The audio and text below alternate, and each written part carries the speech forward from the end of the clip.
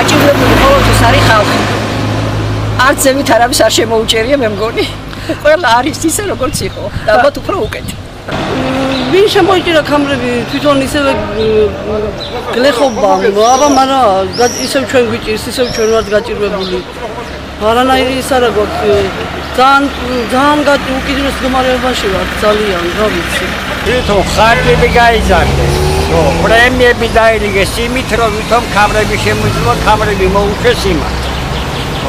ფაქტიურად მუშეთა და გლეხთა საზოგადოება შემოუჭირეს კამრები და გააჩერეს თვითონ მოუშვეს და კამრებს მოუმატეს, რომ უფრო განიერი კამრები შემოეჭირათ იმათ. კამრები შემოუჭირეს ხალხს, შვილო.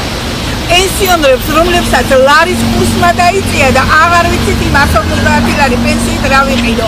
ვეღარ დავფიქრობ, საჭმელი ვიყიდო, წამალს ვეღარ ვყიდულობ, წამალი ვიყიდო, საჭმელს ვეღარ ვყიდულობ. ეხლა მითხარით, ვინ შემოიჭირა, რა თქმა უნდა, ჩვენნაირმა ხალხმა, უბრალო ხალხმა შემოუჭირეს კამრები. ხალხმა შემოაჭირა მთავრობა. ესე არის, ჩემი აზრი ასეთია. ხორცი თუ გვინდა სიტყვაზე, 12-10 ლარი გახსა ხორცის ფასი მართალია, მაგრამ მოდის კლიენტი, ყიდულობს 200 გრამს, 300 გრამს, 500 გრამს აკიდულობს, კილობით ვეღარ აკიდულობს ხალხი. ფაქტიურად ფული არ არის. მე რა გავაკეთებ ამ ხალხს?